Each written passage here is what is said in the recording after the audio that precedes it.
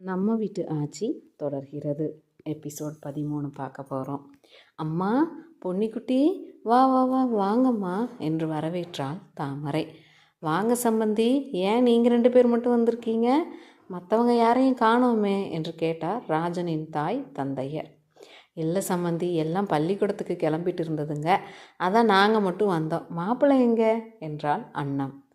ராஜன் வேலைக்கு போயிருக்கான் என்றாள் ராஜனின் தாய். சரிங்க. தாமரை, இந்தா பலகாரம், உனக்கு பிடிச்சதா பார்த்து ஆச்சி சுட்டு கொடுத்துச்சு, சாப்பிடு, நல்லா சாப்பிடணும், உடம்பை பார்த்துக்கோ தாமரை, வாந்தி அடிக்கடி வருதா என்று கேட்டாள் அண்ணம். ஆமாம்மா வரும், நான் புளிப்பாக ஏதாவது சாப்பிடுவேன், சரியா போகும் என்றாள் தாமரை. இப்போது உனக்கு 3 மாதமா தாமரை என்று கேட்டாள் அண்ணம்.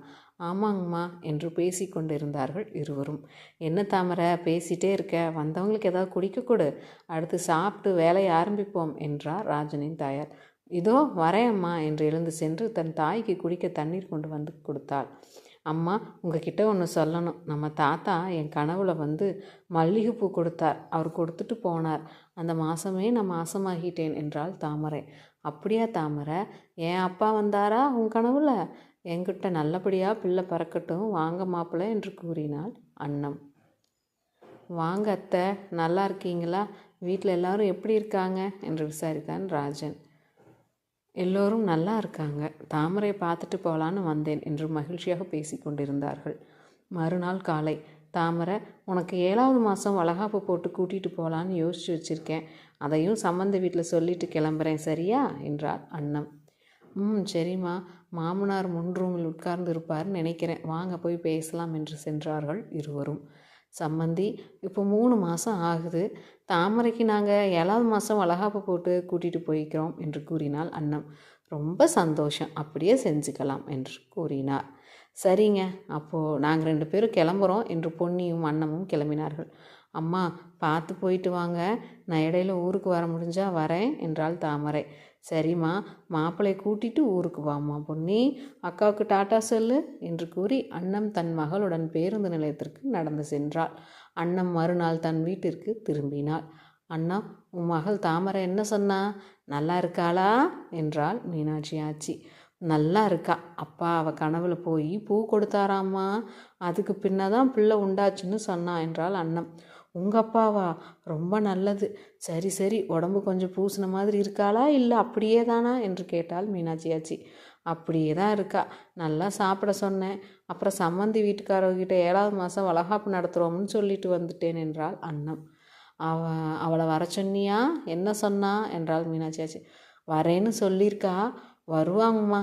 ராத்திரி சாப்பாடு பொங்கியாச்சா என்று கேட்டாள் அண்ணம். பொங்கி வச்சிட்டேன், சாப்பிடு, உட்காரு, பசியோடு வந்திருப்ப என்றாள் மீனாட்சி ஆச்சி. எங்கோட்டோ தாமரை கல்யாணம் முடிஞ்சு அவளும் நல்லா இருக்கா, ரோஹிணிக்கும் ஒரு டீச்சர் ட்ரைனிங் படிப்பு படிக்க வாய்ப்பு கிடைச்சா நல்லா இருக்கும், அரசாங்கத்து வேலை பார்க்கலாம், அதான் சொல்லியிருக்காரு, பார்க்கலாம், அஞ்சாப்பு மாமா வந்தால் கேட்கணும் என்றாள் அண்ணம். அன்னக்களஞ்சியம், என்ன தாயி, தாமரை பார்த்துட்டு வந்தாச்சா, எப்படி இருக்கா என்று கேட்டுக்கொண்டு வந்து அமர்ந்தார் அஞ்சாப்பு பிள்ளை. போயிட்டு வந்தாச்சு மாமா, நல்லா இருக்கா, 3 மாதம் ஆகுது, 7வது மாதம் வளகாப்பு என்றால் அண்ணம். ரொம்ப நல்லது. சரிம்மா, மாப்பிள்ளை வீட்டார் எப்படி, நம்ம பிள்ளை நல்லா பார்த்துக்குவாங்க தானே என்று கேட்டார் அஞ்சாப்பு பிள்ளை. அதெல்லாம் நல்லா பார்த்துக்கிறாங்க மாமா, நான் போனதும் அம்மாவுக்கு குடிக்க ஏதாவது கொடுமான்னு தாமர்கிட்ட சொன்னாங்க, வரேன்னு சொல்லியிருக்கா, வருவா மாமா என்றாள் அண்ணம். சரிம்மா அத்தை, நான் கிளம்புறேன் என்று கிளம்பினார் அஞ்சாப்பு பிள்ளை. என்ன அண்ணம்மக்கா, நம்ம பிள்ளை எப்படி இருக்கா, போய் பார்த்துட்டு வந்தீங்களா என்றால் வடையாச்சி என்னும் வள்ளி. பார்த்துட்டு வந்தாச்சு வள்ளி, உட்காரு, சாப்பிட்டு போவேன் என்று அமர செய்து சாப்பாடு வைத்தாள் மீனாட்சியாச்சி. வீட்டில் சாப்பாடு தான் பெரியம்மா, சாப்பிட்டு தான் பெரியம்மா வந்தேன். இருக்கட்டும். ஆமாம், பொன்னி எங்கே, அக்கா வந்ததுலேருந்து பார்க்கவே இல்லை என்று கேட்டாள் வள்ளி. அதோ வந்த கலப்பில் நல்லா தூங்கிட்டா என்றாள் அண்ணம். ஆமாம் அக்கா, சினிமா கொட்டாயில் படம் போட்டிருக்காங்க, வரீங்களா, போய் பார்ப்போம் என்றாள் வள்ளி. இன்னைக்கு வேணாம் வள்ளி, இப்போதான் போயிட்டு வந்து களைப்பாக இருக்குது, நாளைக்கு போவோம் என்றாள் அண்ணம். சரிக்கா, நாளைக்கு சாயங்காலம் போகலாம் என்று கூறி சென்றாள் வள்ளி.